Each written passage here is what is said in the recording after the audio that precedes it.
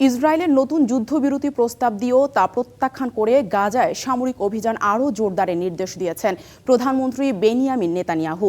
এদিকে গাজার স্থলভাগের প্রায় ৬৯%কে নো গো জোন বা প্রবেশ নিষেধাজ্ঞা দিয়েছে আইডিএফ। এছাড়া ২৪ ঘণ্টায় ইসরায়েলি হামলায় গাজায় নিহত হয়েছেন অন্তত ৫৪ ফিলিস্তিনি।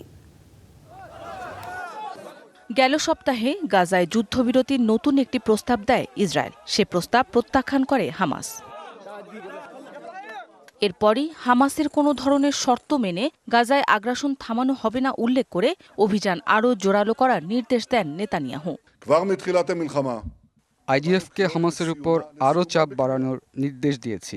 আমরা পুনর্জন্মের যুদ্ধে আছি। এই যুদ্ধে অনেক বড় মূল্য দিতে হচ্ছে। হামাসের শর্ত মেনে এই মুহূর্তে যুদ্ধ বন্ধ করে দিলে এতদিনে সব অর্জন ধুলোয় মিশে যাবে।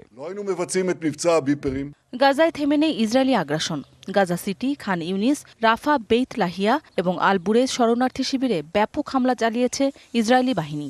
একদিনে শিশুসহ নিহত হয়েছে বহু ফিলিস্তিনি। এদিকে গাজার স্থলভাগের প্রায় ৬৯%-এ প্রবেশ নিষেধাজ্ঞা দিয়েছে বলে নিশ্চিত করেছে জাতিসংঘের মানবিক সংস্থা OCHA। মৌসুমী শান্তা, ডিবিসি নিউজ ডেস্ক।